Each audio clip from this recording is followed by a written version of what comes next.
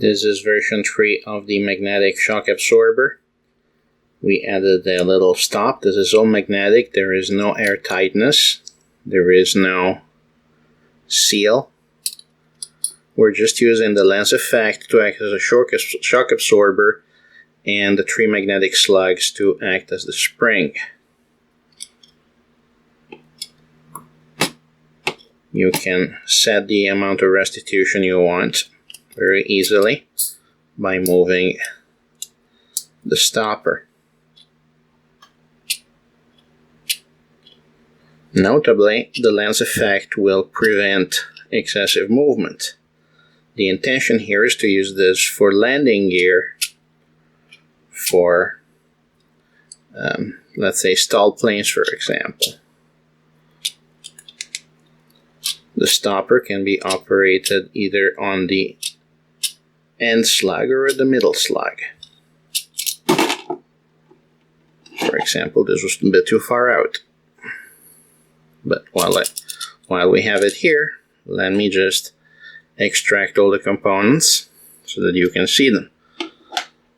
I will have to hold them in different places. Again, note that there is there's not even any press fit. It's just magnets. Note that we're using the lens effect to slow down the fall of the magnet. This is a very well-known high school physics demo. And note that we need nothing else. We have the magnet, the first magnet here. It goes at the end. You don't even have to lock it in place. You can kind of see it come down. Then you have a middle slug. You can have more than one if you like, to extend the travel movement. In this case, what I've done is that I have put it in backwards.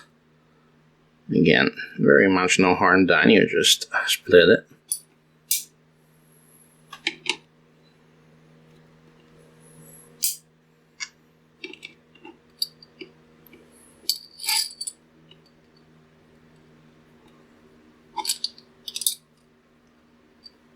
Middle slug,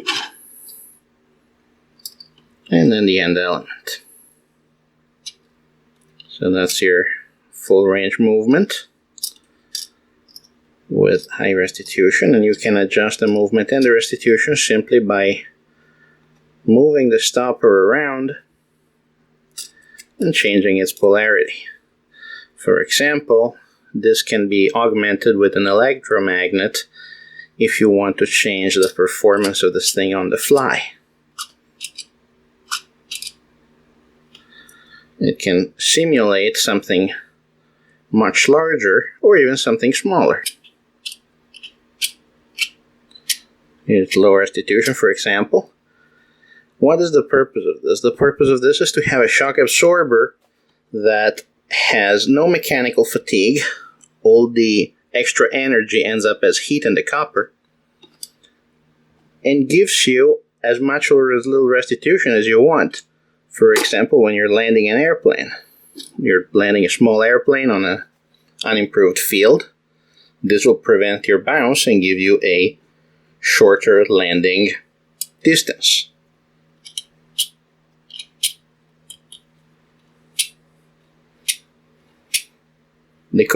This acts in a way, this acts a little bit like a transistor. You have a small magnet controlling the behavior of much larger magnets.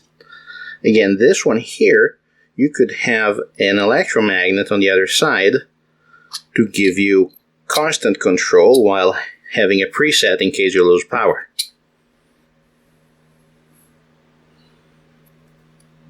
Now, this version is not very strong, obviously, but it can take a bit of a beating.